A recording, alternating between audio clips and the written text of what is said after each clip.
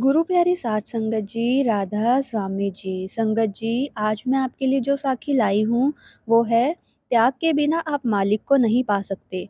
तो आइए सुनते हैं। संगत जी, आज की साखी से आपको पता चलेगा कि परीक्षा की अवधि के दौरान जो सत्य मार्ग पर अडिग रहता है, उसका जीवन सफल हो जाता है।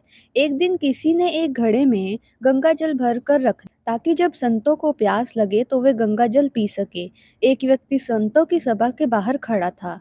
उसने जब गंगा जल से भरा घड़ा देखा, तो उसके मन में अलग-अलग विचार आने लगे। वह सोचने लगा, कितना भाग्यशाली है यह घड़ा। एक तो इसमें तालाब का नहीं, बल्कि गंगा का जल भरा गया और दूसरा अब यह संतों के काम आएगा। संतों का स्पर्श मिलेगा, उनकी सेवा का अवसर मिलेगा। ऐसा भाग्य किसी-किसी का ही होता है। घड़े ने उसके मन के भाव पढ़ लिए और घड़े ने कहा, भाई मैं तो मिट्टी के रूप में खाली पड़ा था, मैं किसी काम का नहीं था, कभी ऐसा नहीं लगा कि भगवान ने मेरे साथ न्याय किया है। फिर एक दिन एक कुम्हार आया, उसने फावड़े से हमें गोदा और घोड़े पर लादकर अपने घर ले गया। वहां ले जाकर उसने हमको रौंदा और पानी डालकर गूंधा, चाक पर चढ़ाकर तेजी से घुमाया, फिर मेरा गला काटा, फिर थापी मार मार कर मुझे बराबर किया। बात यही नहीं रुकी, उसके बाद उसने मुझे आवे की आग में झोंक दिया। इतनी पीड़ा के बाद भी वो मुझे गधे पर लाद कर बाजार ले गया। वहां भी लोग मुझे ठोक ठोक कर देख रहे थे कि ठीक है या नहीं। ठोकने पीटने के बाद मेरी कीमत भी लगाई गई। क्या बस सिर्फ 20 से 30 रुपए?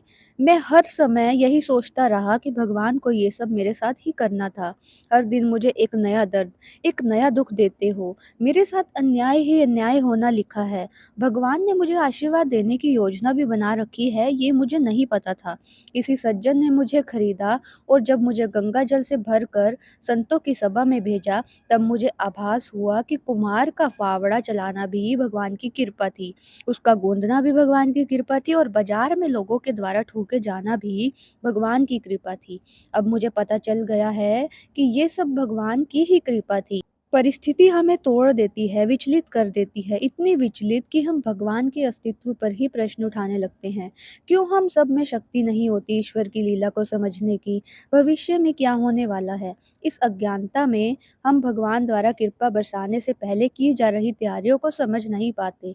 हम बस कोसना शुरू कर देते हैं, पूजा पाठ आदि सब कर लेते हैं, फिर भी भगवान कृपा बरसाने का नाम नहीं ले रहे हैं।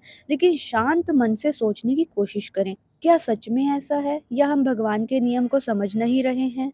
संगत जी, आप अपनी गाड़ी ऐसे व्यक्ति को नहीं चलाने देते जो ठीक से गाड़ी चलाना नहीं जानता। तो भगवान उस व्यक्ति को कैसे कृपा दे सकते हैं जो मन से पूरी तरह प्रशिक्षित नहीं हुआ है? यह कोई साधारण प्रसाद नहीं है। हमें भगवान से निरंतर प्रेम की भावना लानी है।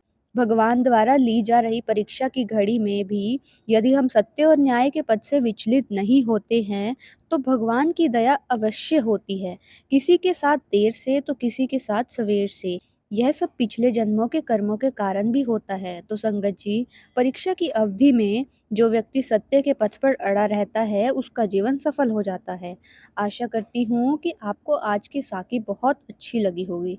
ऐसे ही और साखियाँ सुनने के लिए चैनल को सब्सक्राइब करके कमेंट में राधा स्वामी जरूर लिखें जी। परम सत्कार योग गुरु प्यारी साध संगत जी, राधा स्वामी जी।